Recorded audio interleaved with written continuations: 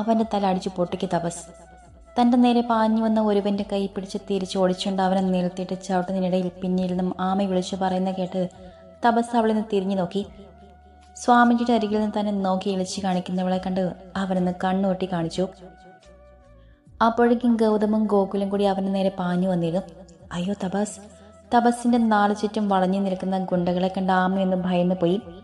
എന്നാൽ അവളെപ്പോലും ഞെട്ടിച്ചുകൊണ്ട് തപസ് അവർ ഓരോരുത്തരെയായി നേരിടുന്ന കണ്ട് അവളെ ചുണ്ടിലൊരു പുഞ്ചിരി വിടർന്നു.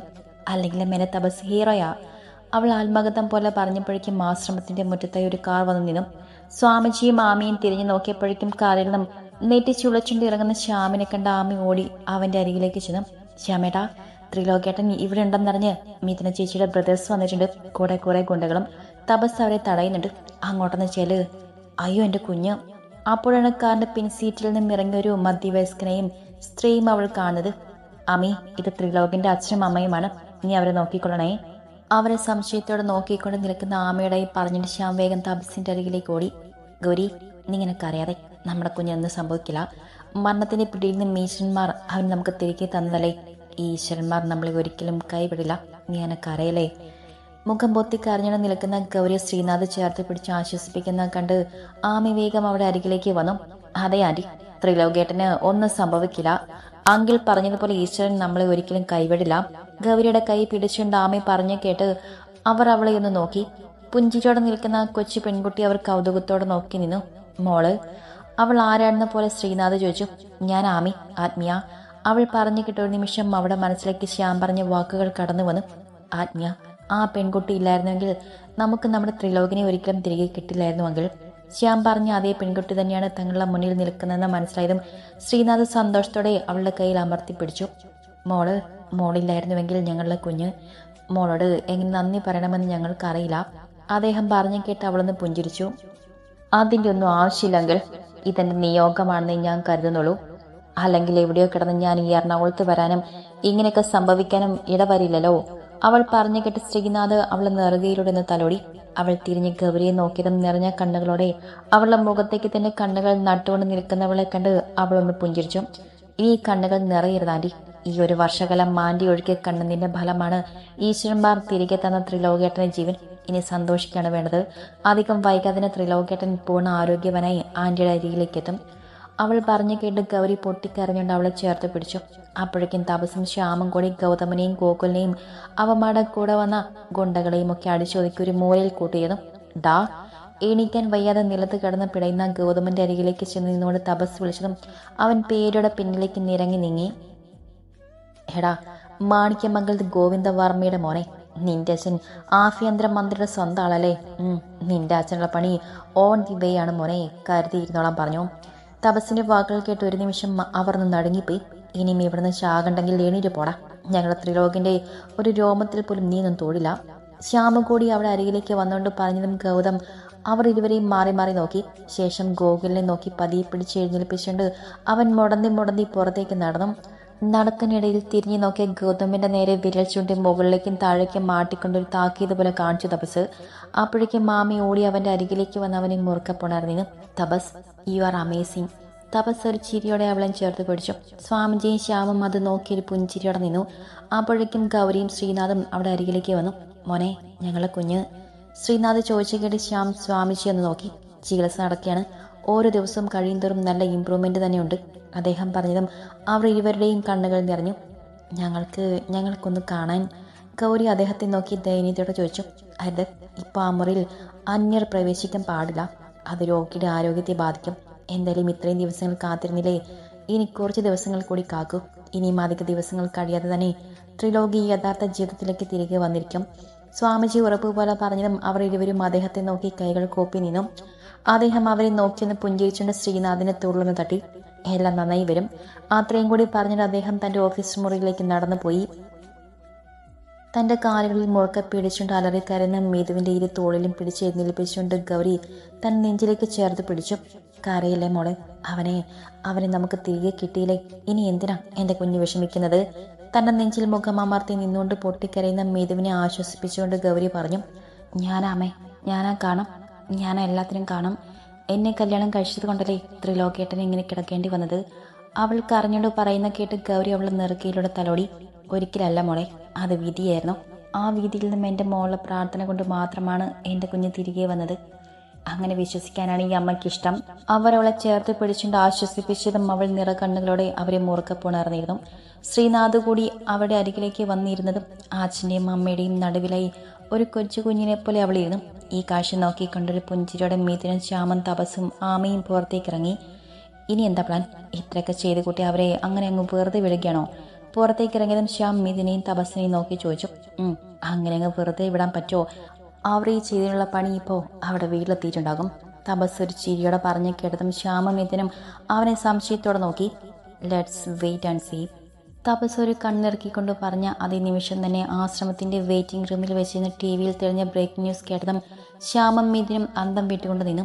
നമസ്കാരം. ഇപ്പൊ കിട്ടിയ വാർത്ത. സംസ്ഥാനത്ത് വൻ കള്ളക്കടത്ത് വ്യാപാരം. പാർട്ടി ജില്ലാ സെക്രട്ടറി ഗോവിന്ദ വർമ്മയുടെ വസതിയിൽ നിന്നും അല്പം മുൻപ് നികുതി അടയ്ക്കാത്ത കള്ളപ്പണവും സ്വർണ്ണ ബിസ്ക്കറ്റുകളും ഇൻകം ടാക്സ് ഓഫീസർ പ്രേംശങ്കറിന്റെ നേതൃത്വത്തിലുള്ള ഓഫീസേഴ്സ് പിടിച്ചെടുത്തിരിക്കുന്നു. ഏകദേശം 200 കോടിക്കും മേലുള്ള പണവും സ്വർണവുമാണ് കണ്ടെത്തിയിരിക്കുന്നത്. ഇനിയും ഇതുപോലെ പലയിടങ്ങളിലായി കള്ളപ്പണവും സ്വർണവും ഒക്കെ സൂക്ഷിച്ചിട്ടുണ്ടെന്നാണ് പ്രാഥമിക നിഗമനം. വാർത്തകൾ വിശദമായി അറിയുന്നതിനായി ഞങ്ങളുടെ റിപ്പോർട്ടർ മിസ്റ്റർ നിബിൽ ലൈനിലുണ്ട്. ന്യൂസ് കേട്ട് കഴിഞ്ഞതും ശ്യാമും മിഥുനും കൂടെ തപസ്സിനെ അന്തം വിട്ടുകൊണ്ട് നോക്കി നിന്നു. നീയാണോ തപസ് ഇത് ചെയ്തത്? ശ്യാം ചോദിച്ചു കേട്ട് തപസ് ഒന്ന് പുഞ്ചിരിച്ചുകൊണ്ട് തലയാട്ടി. മിഥുനും ശ്യാമും പരസ്പരം ഒന്ന് നോക്കി. എന്താ മിഥുൻ, നിനക്ക് എന്തെങ്കിലും വിഷമം തോന്നുന്നുണ്ടോ? മിഥുന്റെ മുഖം കണ്ടതും തപസ് അവനെ നോക്കി നെറ്റിച്ചു വിളിച്ചുകൊണ്ട് ചോദിച്ചു. അത് കേട്ടതും അവനൊന്ന് പുച്ഛിച്ച് ചിരിച്ചു. വിഷമമോ? എന്തിന്? സ്വന്തം മക്കളോട് അവർക്കില്ലാത്ത സ്നേഹവും പരിഗണനയും ഒന്നും തിരിച്ച് അങ്ങോട്ടുണ്ടാകില്ല. കൊടുത്തത് കുറച്ച് കുറഞ്ഞു പോയെന്നേ എനിക്ക് തോന്നുള്ളൂ, അതാണ്. മിഥുൻ പറഞ്ഞു കേട്ട് തപസ് അവന്റെ തോളിൽ തട്ടിക്കൊണ്ട് പറഞ്ഞു. എന്നാലും നിനക്കിതെങ്ങനെ? ശ്യാമിന് അപ്പോഴും സംശയം മാറുന്നുണ്ടായിരുന്നില്ല. അതൊക്കെ വഴിയെ പറഞ്ഞു തരാം മോനെ. ഇപ്പൊ എൻ്റെ പെണ്ണ് അവിടെ കാത്തിരിക്കുക, ഞാൻ അങ്ങോട്ട് ചെല്ലട്ടെ. അതും പറഞ്ഞ് അവരെ നോക്കിയെന്ന് കണ്ണിറക്കി കാണിച്ചുകൊണ്ട് അവൻ കാട്ടിലായി അവനെ കാത്തിരിക്കുന്ന ആമയുടെ അരികിലേക്ക് നടന്നു. അപ്പോഴും അവനെ കൊണ്ട് ഇതെങ്ങനെ സാധിച്ചെന്ന സംശയത്താൽ അവൻ പോയ വഴി നോക്കിക്കൊണ്ടിരിക്കുകയായിരുന്നു മിഥുനും ശ്യാമും. എന്നാൽ ഇതേ സമയം തങ്ങളുടെ വീട്ടിൽ നിന്നും ഇൻകം ടാക്സ് റെയ്ഡിനിടയിൽ പിടിച്ചെടുത്ത കള്ളനോട്ടുകളുടെയും സ്വർണ്ണ ബിസ്ക്കറ്റുകളുടെയും മുന്നിൽ തലകൊണിച്ചിരിക്കുകയായിരുന്നു ഗോവിന്ദനും ശേഖരനും. Both of you are under arrest. What? Assistant കമ്മീഷണറുടെ വാക്കുകൾ കേട്ട് സോഫയിൽ തലകൊണിച്ചിരിക്കുകയായിരുന്നു ഗോവിന്ദനും ശേഖരനും ഞെട്ടലോടെ ചാടി എഴുന്നേറ്റു. നിങ്ങൾ എന്ത് നോൺസെൻസ് ആണ് ഈ പറയുന്നത് ഓഫീസർ? ഞാൻ ആരെന്ന് നിങ്ങൾക്കറിയോ? ഗോവിന്ദൻ അയാളെ നോക്കി ധാർഷ്ട്യത്തോടെ ചോദിച്ചതും അവൻ അയാളെ നോക്കി പുച്ഛിച്ച് ചിരിച്ചു. നിങ്ങൾ ആരായാലും എനിക്ക് എന്താണ് മിസ്റ്റർ? മര്യാദയ്ക്ക് വണ്ടിയിൽ കയറാൻ നോക്ക്, ഇല്ലെങ്കിൽ തൂക്കിയെടുത്തതിനകത്തിലും. അവൻ പറഞ്ഞു കേട്ട് ഗോവിന്ദൻ അവന്റെ പോലീസ് യൂണിഫോമിന്റെ ബാഡ്ജിലേക്കൊന്ന് നോക്കി. ACP എബിൻ ചെറിയാൻ. എടാ കൊച്ചനെ, നിന്നെപ്പോലെയുള്ള കുറെ പോലീസ് അമ്മമാരെ കണ്ടിട്ടുള്ളതാണ് ഈ ഗോവിന്ദൻ. എന്തിനാ നീ ഉൾപ്പെടെ നിന്റെയൊക്കെ തലയ്ക്ക് മുകളിലിരിക്കുന്ന DGP വരെ ഭരിക്കാൻ കഴിവുള്ള ഹോം മിനിസ്റ്റർ വരെ ഈ ഗോവിന്ദൻ പറഞ്ഞനുസരിക്കും. അപ്പോഴാണ് അവൻ്റെ ഒരു അറസ്റ്റ്. മര്യാദയ്ക്ക് നിന്റെ ഈ 7 കൂലികളെയും വിളിച്ചുകൊണ്ട് ഇവിടെ നിന്ന് ഇറങ്ങിയില്ലെങ്കിൽ പിന്നെ നിന്റെ തന്തയ്ക്കും തളയ്ക്കും വായിക്കലിടാൻ പോലും ഇങ്ങനെ ഒരെണ്ണത്തിനെ വീട്ടിലെത്തിക്കില്ല ഈ ഗോവിന്ദൻ. എബിന്റെ അരികിൽ നിന്ന് മറ്റു പോലീസുകാരെ നോക്കിക്കൊണ്ട് ഗോവിന്ദൻ പൊച്ചത്തോടെ പറഞ്ഞു കഴിഞ്ഞതും എബിന്റെ വലം കൈ അയാളുടെ കണ്ണം താഞ്ഞു പതിഞ്ഞു. അവന്റെ അടിയിൽ ശക്തിയിൽ അയാളുടെ കവിൾ പറഞ്ഞു പോകുന്നത് പോലെ തോന്നി. ഭന്ന, ആരെയാടാ നീ ഭീഷണിപ്പെടുന്നത്? അവന്റെ അമ്മയുടെ വായ്ക്കരി. വായിൽ വന്ന ഒരു മുട്ടൻ തെറിയും വിളിച്ചുകൊണ്ട് എബിൻ ഗോവിന്ദന്റെ കോളിൽ പിടിച്ചു വലിച്ചു മാറ്റി പോലീസുകാർക്കിടയിലേക്ക് തള്ളി. ഒരു നിമിഷം അവന്റെ പ്രവൃത്തിയിലെ ശേഖരൻ ഉൾപ്പെടെ എല്ലാവരും തറഞ്ഞു നിന്ന് പോയി. ഗോവിന്ദനെ പോലെയുള്ള ഒരാളുടെ നേരെ കൈ ഉയർത്താൻ മാത്രം ധൈര്യമുണ്ടെങ്കിൽ അവൻ ചില്ലറക്കാരനല്ല എന്ന് അവർക്കെല്ലാവർക്കും മനസ്സിലായി. പിടിച്ചു വണ്ടിയിലുള്ളൂ ഇവനെ, പോലീസുകാരോട് പറഞ്ഞിട്ട് എബിൻ പുറത്തേക്ക് ഇറങ്ങുമ്പോൾ അവനെ പകയോടെ നോക്കുകയായിരുന്നു ആ സമയം ഗോവിന്ദൻ. അധികം വൈകാതെ ഗോവിന്ദനെയും ശേഖരനെയും അറസ്റ്റ് ചെയ്തുകൊണ്ട് പോലീസ് ജീപ്പ് ആ ഗേറ്റ് കടന്ന് പുറത്തേക്ക് പോയി. പറ്റില്ലമ്മേ, അവിടെ ഒരു കാര്യത്തിൽ ഞാൻ ഇടപെടില്ല. അവരുമായിട്ടുള്ള സകല ബന്ധങ്ങളും അവസാനിപ്പിച്ചുകൊണ്ട് തന്നെയാണ് ഞാൻ ആ വീട്ടിന്റെ പടി ഇറങ്ങിയത്. ഗോവിന്ദന്റെയും ശേഖരന്റെയും വിവരങ്ങൾ അറിഞ്ഞ് അവരെ എങ്ങനെയെങ്കിലും പുറത്തിറക്കണമെന്ന ആവശ്യമായി മിഥുനെ വിളിച്ചതാണ് അവന്റെ അമ്മ ഗീത. ഗീത ഹോസ്പിറ്റലിലായിരുന്ന സമയത്തായിരുന്നു നാട്ടിൽ റെയ്ഡ് നടന്നതും ഗോവിന്ദനെയും ശേഖരനെയും പോലീസ് അറസ്റ്റ് ചെയ്ത് കൊണ്ടുപോയതൊക്കെ. വിവരം അറിഞ്ഞ ഉടനെ അവർ മിഥുനെ വിളിക്കുകയായിരുന്നു. അങ്ങനെ പറയില്ലേ മോനെ, നിന്റെ അച്ഛനല്ലടാ. അച്ഛൻ്റെ പദത്തിന്റെ അർത്ഥമെങ്കിലും അറിയാം അയാൾക്ക്. പണത്തിനും സ്റ്റാറ്റസിനും വേണ്ടി സ്വന്തം മകളെ താലി ഇറക്കാൻ നടക്കുന്ന ഒരച്ഛൻ. അയാളുള്ളതും ഇല്ലാത്തതും ഒക്കെ ഒരുപോലെ തന്നെയാണ്. അവർ പറഞ്ഞു കേട്ട് അവൻ വർദ്ധിച്ച ദേഷ്യത്തോടെ മറുപടി പറഞ്ഞു. മോനെ, മീതിന്റെ ദേഷ്യത്തോടുള്ള സംസാരം കേട്ട് അവർ കരഞ്ഞു പോയി. അമ്മയ്ക്ക് വേറെ എന്തെങ്കിലും പറയാനാണെങ്കിൽ പറഞ്ഞു, ഞാൻ അനുസരിച്ചോളാം. പക്ഷെ ഇത് മാത്രം നടക്കില്ലമ്മ. അയാൾ അവിടെ കിടന്ന് അനുഭവിക്കണം. അല്ലെങ്കിൽ തന്നെ ചെയ്യാത്ത തെറ്റിനൊന്നുമല്ലല്ലോ അയാളെ അനുഭവിക്കുന്നത്. ത്രിലോക് ഉൾപ്പെടെ എത്ര പേരുടെ ചോര കൊണ്ട കൈകളാണ് അയാളുടേത്. അവൻ പറയുന്നതിന് ഒന്നിനും ഗീതയ്ക്ക് മറുപടിയില്ലായിരുന്നു. എന്നാൽ ശരി, ഞാൻ വെക്കുക. ഈ ആവശ്യത്തിനായിട്ട് അമ്മ ഇനി എന്നെ വിളിക്കണ്ട. അത്രയും പറഞ്ഞുകൊണ്ട് അവൻ കോൾ കട്ട് ചെയ്ത ശേഷം ഒന്ന് ശ്വാസം വലിച്ചു വിട്ടു. ശേഷം സോഫയിൽ തപസ്സിന്റെയും ശ്യാമിന്റെയും അരികിലേക്ക് വന്നിരുന്നു. എന്തു പറ്റി? തല കുണിച്ചിരിക്കുന്നവനെ തോളിലൊന്ന് തട്ടിക്കൊണ്ട് തപസ് ചോദിച്ചു. അമ്മയെ വിളിച്ചത് അയാളെ പുറത്തിറക്കാൻ എന്തെങ്കിലും നല്ല വക്കീലിനെ കാണണമെന്ന്. പണത്തിന്റെയും ബിസിനസിന്റെയും നേട്ടത്തിനു വേണ്ടി സ്വന്തം മക്കളെ പോലും വിൽക്കാൻ തയ്യാറായവനാ. അയാൾക്ക് വേണ്ടി ഈ ജന്മം ഞാനിനി ഒന്നും ചെയ്യില്ല. ചത്താൽ കർമ്മം ചെയ്യാൻ പോലും എന്നെ കിട്ടില്ല. മിഥിൻ പല്ലി ഞെരിച്ചുകൊണ്ട് പറഞ്ഞ കേട്ട് തപസ്സും ശ്യാമും പരസ്പരം നോക്കി നിന്ന് ചിരിച്ചു. പെട്ടെന്ന് തപസ്സിന്റെ കയ്യിൽ നിന്ന് ഫോൺ ബെല്ലടിച്ചതും അവൻ അതിലേക്ക് നിന്ന് നോക്കിയ ശേഷം കണ്ണുകൾ ഉയർത്തി ശ്യാമിനെയും മിഥുനെയും നോക്കി. അവിടെ നെറ്റി ചുളിഞ്ഞുകൊണ്ടുള്ള നോട്ടം കണ്ടതും അവൻ അവരെ നോക്കിയെന്ന് കണ്ണ് ചിമ്മി കാണിച്ചുകൊണ്ട് കോൾ അറ്റൻഡ് ചെയ്ത് അവിടെ നിന്ന് എഴുന്നേറ്റ് മാറി നിന്നു. കുറച്ച് മാറിന്ന് കാര്യമായി ഗൗരവത്തോടെ സംസാരിക്കുന്ന തപസ്സിനെ അവർ ഇരുവരും സംശയത്തോടെ നോക്കിയിരുന്നു. ആരാ അത്? അറിയില്ല. ഇന്ന് മൊത്തം അവനും ഇങ്ങനെ കോൾ വരികയാണ്. സാധാരണ അവന് കോളുകൾ വന്നാലും അവൻ നമ്മുടെ അടുത്തിരുന്ന് തന്നെയാണ് സംസാരിക്കാറ്. പക്ഷെ ഇപ്പൊ എന്തോ ഇവിടെ ഒരു തകരാറ് പോലെ. മിഥുന് മറുപടിയെ അല്പം ഹാസ്യം കലർത്തിക്കൊണ്ട് ശ്യാം പറഞ്ഞതും മിഥുന്റെ കണ്ണുകൾ തപസ്സിന്റെ നേർക്ക് പോയി. മിക്കവാറും എനിക്ക് തോന്നുന്നത് നിന്റെ അച്ഛനും വലിയച്ഛനുമായിട്ടുള്ള അടുത്ത പണിക്കുള്ള എന്തോ പരിപാടിയാണെന്ന് ശ്യാം പറഞ്ഞു കേട്ട് മിഥുൻ ശ്യാമിനൊന്ന് കോർപ്പിച്ചു നോക്കി. എന്തേ? അച്ഛനെയും വലിയച്ഛനെയും പറ്റി പറഞ്ഞപ്പോ മോന് വിഷമമായോ? പോടാ. അവന്റെ കളിയാക്കിക്കൊണ്ടുള്ള ചോദ്യം കേട്ട് മിഥുൻ അവനെ നോക്കി പുച്ഛിച്ചു. അപ്പോഴേക്കും സംസാരം കഴിഞ്ഞ് തപസ് അവിടെ അരികിലേക്ക് വന്നിരുന്നു. എന്താണ് രണ്ടും കൂടെ തമ്മിൽ ഒരു രഹസ്യം പറച്ചിൽ ഞങ്ങൾക്കല്ലോ, നിനക്കല്ലേ? തപസ്സിന്റെ ചോദ്യം കേട്ടു മിഥുൻ പരിഭവത്തോടെ പറഞ്ഞു. അതിനവന് പുഞ്ചിരിച്ചതേയുള്ളൂ. നിന്നോട് ചിരിക്കാനല്ല പറഞ്ഞത്. മര്യാദയ്ക്ക് പറയടാ, ആരെ വിളിച്ചത്? ശ്യാം അവന്റെ കോൾ പിടിച്ചുകൊണ്ട് ചോദിച്ചതും അവൻ വീണ്ടും ചിരിച്ചു. ഓ, നിനക്ക് പറയാൻ താല്പര്യമില്ലെങ്കിൽ വേണ്ട. അല്ലെങ്കിൽ തന്നെ എല്ലാ കാര്യങ്ങളും ഞങ്ങളോട് പറയാൻ ഞങ്ങൾ നിന്റെ ആരാലേ? മോനെ ശ്യാംകുട്ട, ആക്ടിങ് തീരെ പോലെ കേട്ടോ. തന്നെ ഇടം കണ്ണിട്ട് നോക്കിക്കൊണ്ട് വിഷമത്തോടെ പറയുന്നവനെ കണ്ട് തപസ് ഗൗരവത്തോടെ പറഞ്ഞു. എനിക്ക് മനസ്സിലായല്ലേ? അതിനവനിന്ന് മോളിൽ കൊടുത്തതേയുള്ളൂ. എന്നാൽ പറഞ്ഞു, ആരെ വിളിച്ചത്? ഇവന്റെ അച്ഛനിട്ടുള്ള അടുത്ത പണി വലുതുവാണോ?